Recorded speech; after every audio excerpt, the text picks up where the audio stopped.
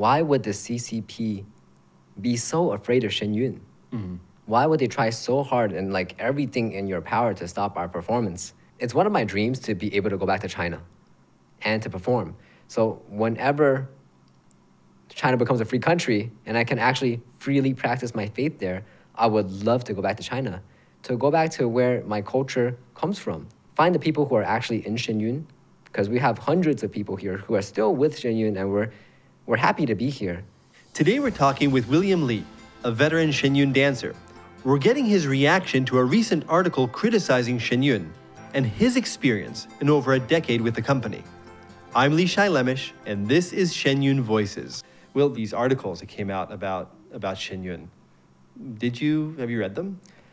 I did read the articles, and my initial reaction is the same as a lot of the other dancers too at Shen Yun. We're really surprised and sad by what we saw on the article because it is completely the opposite of what we've experienced at Shen Yun. And I've been here for such a long time, over a decade working with Shen Yun, and before that I was in Feitian as a student on practicum. So I've had a lot of experience working at Shen Yun, and it's just the opposite of what's depicted in that article. What, for example, do you feel is an opposite? A lot of the things in the article, unfortunately, is just not quite true from my experience. For example, like dancers needing medical treatment and getting refused medical treatment. Is there a problem in Shen Yun of dancers performing injured or not being allowed medical treatment? Whenever we see signs that a dancer has some sort of injury, we want them to get treated right away or to start that process of treatment right away. So especially during our off season where we're training on the campus, we see signs that someone is getting, like, you may maybe hurt, they have a little bit of discomfort. We want them to get it taken care of right away. So this way they'll be prepared for the performance. So we would never recommend for a dancer to dance while being hurt. What about on tour? Yeah, you would only aggravate it. And on tour, it's even more so the case. If somebody is injured, we would change our formation and then remove them from the performance because you're gonna, first of all, hurt yourself more if you're already hurt and you're trying to perform. And two, you're gonna affect the performance negatively. So people are paying money to come see the show, and we have to be professional about it. We have to put on the best performance every single night. So we don't want an injured dancer who's not going to be at their best on stage performing. Do you know of any dancers who were not allowed to get medical treatment or discouraged? There are no dancers that I have known of that have been discouraged to seek medical treatment. And recently, there's actually a girl in my class. She is a principal dancer, and she also has, she actually didn't get a serious injury, but just a very minor injury. Her knee is hurting. And then she got an MRI, and she noticed that there was a small tear. So all she luckily had to do is get a few weeks of rest. And, as a teacher, I asked her to sit out. I prefer, she focus on recovery first, get better, and then she'll be more ready for tour when that time comes around. What would you say to people who say, well, that's your experience, what about other people? I think throughout all the companies, we want our dancers to be healthy. And that's, why we're successful. Like, if you have a bunch of dancers who are injured, that's not going to work out for a performance that's world class. You're not going to have the best effect on stage, and your dancers are going to get hurt. In the long run, you're going to have less and less dancers who are able to perform at their peak. So, of course, I would say everyone wants our dancers to be healthy. It's just very normal, very logical to keep your dancers healthy for a performing arts company. We see firsthand, if this happens, people are treated right away. There's no messing around that situation. People can't walk if you rupture an Achilles. Yeah. You can't just keep performing. That's impossible. Yeah, of course. And an Achilles rupture is a very serious injury, but it's actually quite common as well, especially amongst dancers. Those injuries, you have to get it treated right away, or it's not good for your career, afterwards if you want to continue dancing. What about between the dancers, in terms of just staying healthy, preventing? Do you guys talk about there's certain things that you do in terms of your routines, your preparation that you, as a teacher or as a fellow dancer, enforce? Of course. I see a lot of students, you can kind of tell when they're a little bit off that day. So some of my students, we're preparing for a dance competition right now. It's within the school, and I'm a teacher at the school as well. So I'm helping a lot of them with preparing for the competition. And of course, I want them to run through their pieces. But when I see that they're a little bit off, I'm like, okay, today you look kind of tired. Then I don't want you to do out your technical movements. Just do out your dance movements, and then don't do your jumps. You can mark it today, and then once you're feeling better, go back into it. That's just, I don't want to push them to the point where, you'll hurt yourself. Then you're gonna delay, your improvement, and then you're gonna affect. If you have to, go on tour as practicum as a student, then that's gonna affect your performance. And that's also one of the great chances as a student at Feitian, at Feitian College. If you're really good at what you do, at dancing, at music, then you do get the opportunity to go on tour. So I don't want to, prevent them from having that opportunity. One of the other things that came out in the article, you touched upon this just now, was this idea of students on practicum performing, how young people are, like they talk about people coming in pretty young.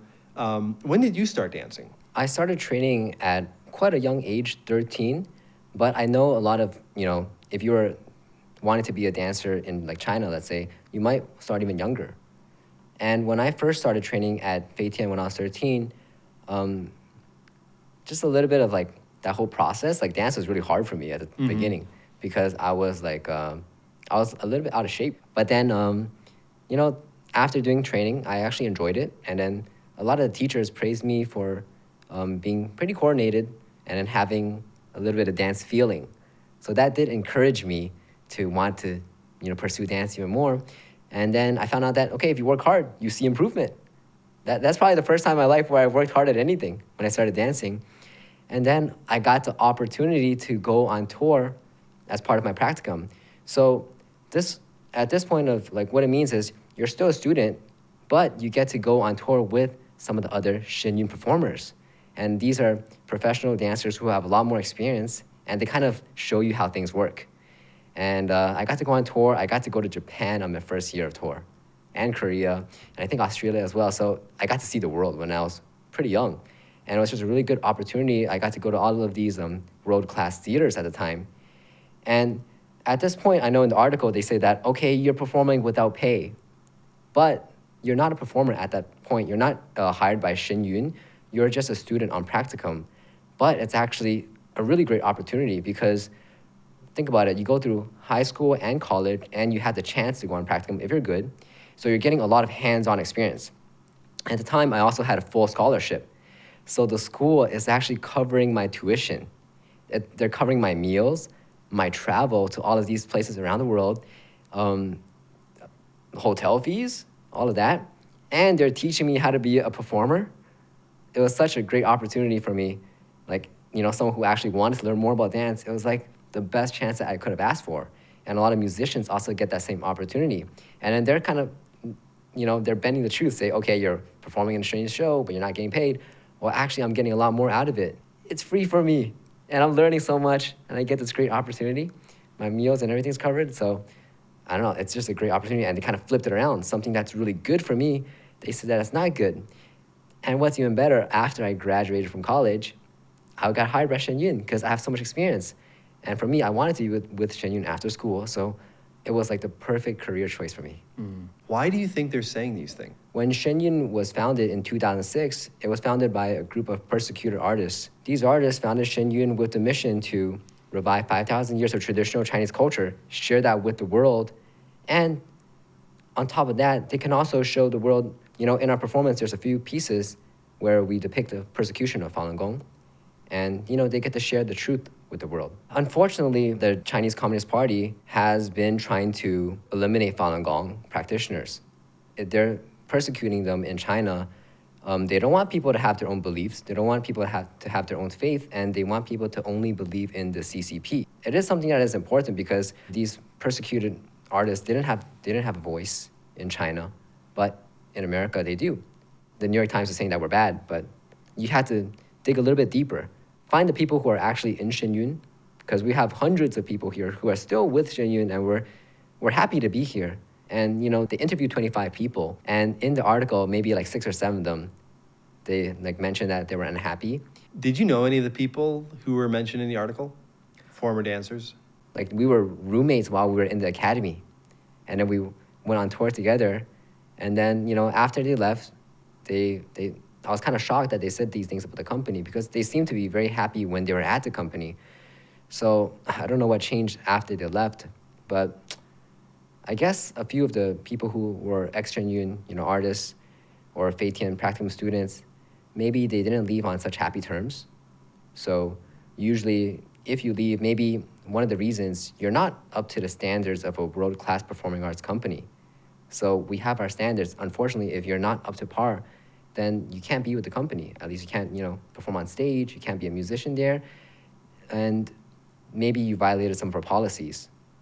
And then I think we are quite lenient, and we want to help people, want to give them chances, to improve and do better. But if you really violate our policies, then we do have to lay you off. Maybe they hold a grudge or whatnot. I don't know specifically. Haven't talked to them after, but that's what it seems to me. And I try to think back at like what the attrition rate is, and it's like a couple of people per year, like across the company, right? Is that your impression too?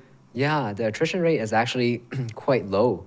So the group of guys that I'm dancing with, I've been with this company, the Shen Yun touring company, for like 5-6 years now, and I've been with the same group of guys for so long. So the attrition rate is really low. Is it common for people to say, you know what, I don't want to dance anymore, I want to do something else, or I don't like it here, I want to go? Have you had those conversations with people?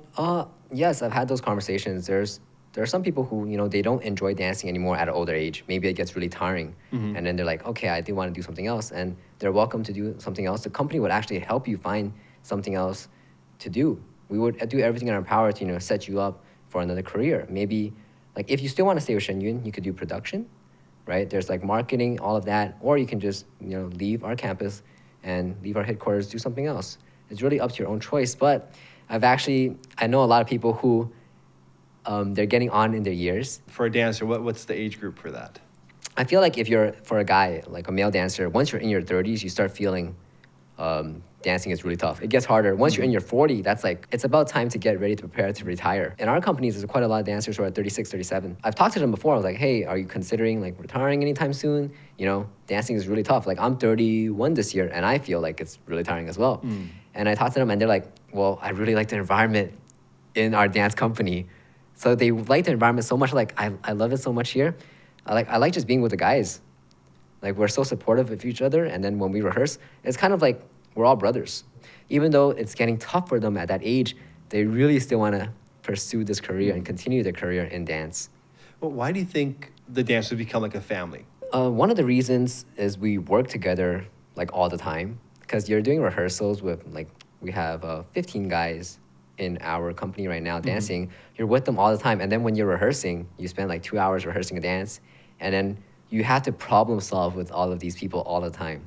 That's what rehearsals is all about. You learn a dance piece, someone is different, sticking out, or his movements are not up to par, and then we fix it together. And then only when everyone is really good are we at the performance level. So we're working on everything together. We're like, we see this improvement and we're improving as a group. And that kind of makes a difference. It's not like you're working on yourself only and you're improving by yourself. What about daily life, like in terms of life on tour, sharing hotel rooms or just eating together? Do you guys do that as a group, or do you tend to have smaller groups within the bigger group? I mean, it's really free. Sometimes on tour we go and eat as a whole company together. It's like a hot pot restaurant. So it's like a huge party. It's like, okay, so that's fun. And then sometimes on our day offs, I go out with 3 or 4 guys. We take an Uber, to the best fried chicken place in the town, and then we go and eat. So, I mean, it's just, I spent so much time with these guys. And if I need anything, I know I can call them up.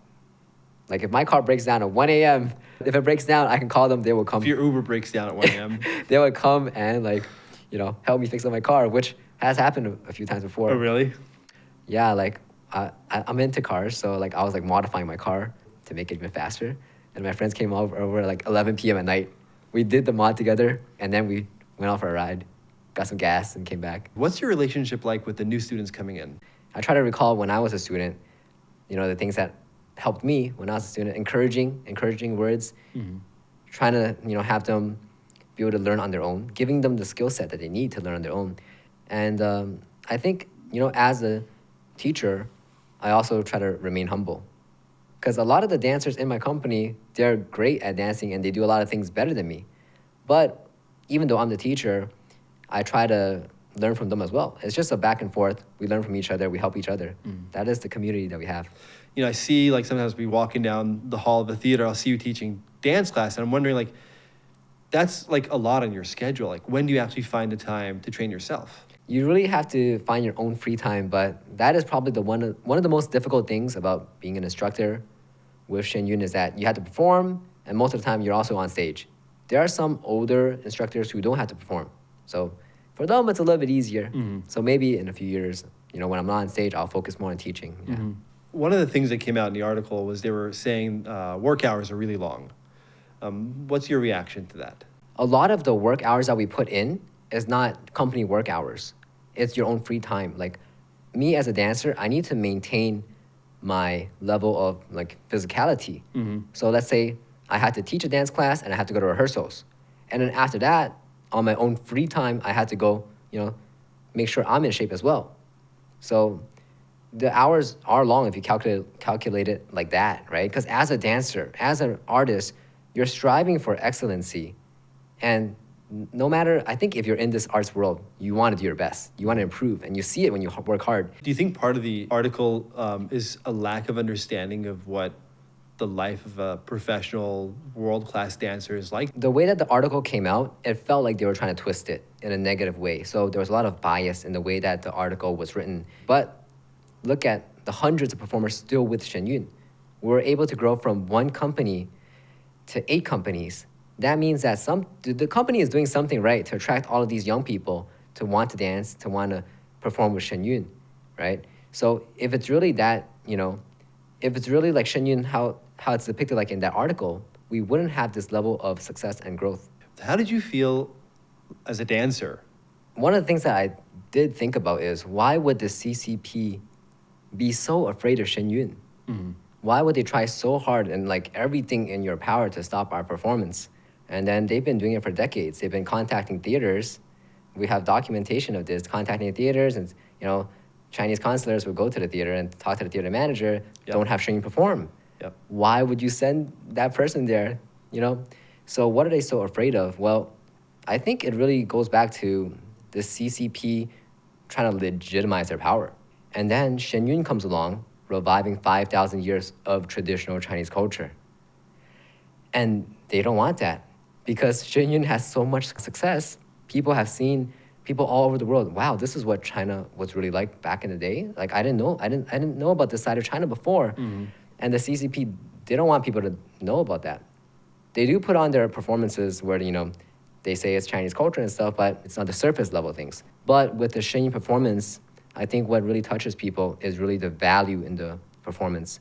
So in these stories, these legends, there's a lot of Chinese values in it. I think these are also the values that I try to live my life by. So all of these lessons and values that you can learn from Chinese history, that's what we show in our performance, right? It's not just about this heroic general who's a great strategist, but it's about these values, these moral values. And then I think a lot of the performance at Shen Yun, we do try to live our lives, follow these values in our daily life. As a performer embodying these characters, has there ever been a role or a particular story that you performed that then changed who you were in some way? I think there's not one particular role, but just every single role that I've done, I think I learned a little bit of something. I don't know, it's just every single story has a little bit of something that you can learn from. I try to live my life this way, following these virtues and values that I've learned from history. And I think it has a positive effect on my life for sure. What's the culture of Shen Yun like? How would you describe it? The culture is definitely very supportive and very caring.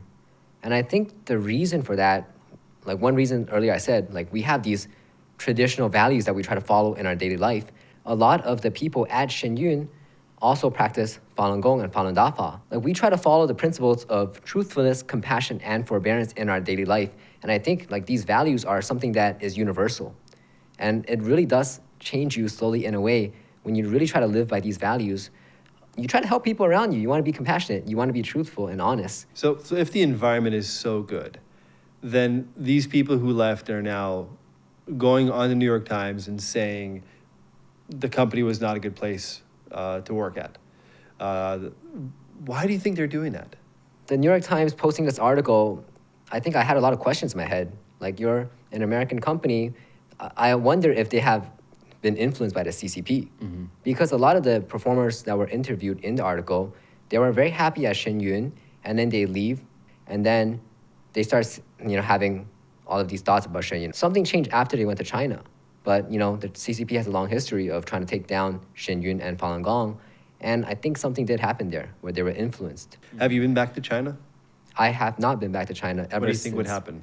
When I first left China, I knew that if I ever went back to China, I would probably be thrown into prison. I would probably disappear.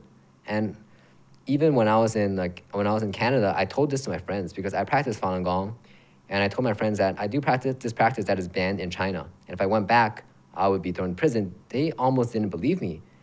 They think it's unthinkable. Why don't you just give up that practice? You don't have to practice. I mean, there's a lot of things you could do in China, fun things, great food and whatnot. Why don't you want to go back? But, I think there is something that I've gained from practicing Falun Gong. It's bettered me as a person, and I don't want to give that up. The CCP is coming out saying that practicing Falun Gong is bad, but this is also something that I realized later in life as well. There's nothing wrong with having your own faith. And in America, it's a free country.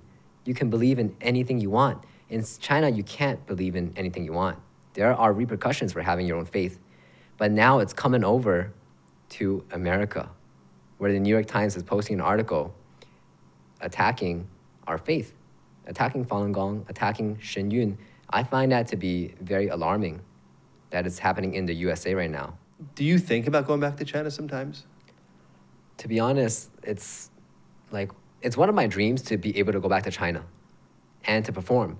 So whenever China becomes a free country and I can actually freely practice my faith there, I would love to go back to China, to go back to where my culture comes from.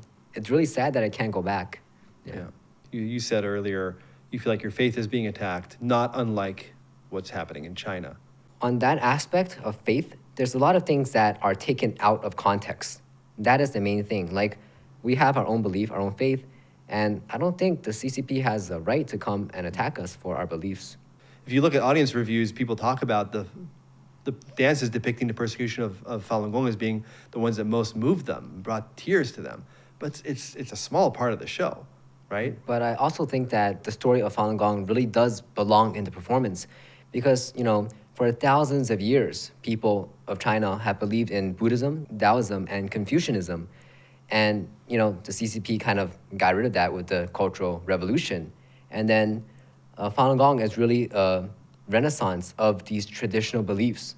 So it does belong in our performance, which is trying to revive traditional Chinese culture. And people, after they come to the performance, they get to see all of this great culture. And they also learn a little bit about the truth of the persecution in China, this human rights atrocity.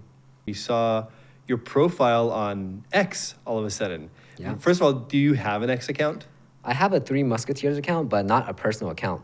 So one day, one of my friends actually came up to me and they showed me on their phone. They're like, "Is this you on X?" It was your picture. It was my picture. They took my profile picture from the Shen Yun website.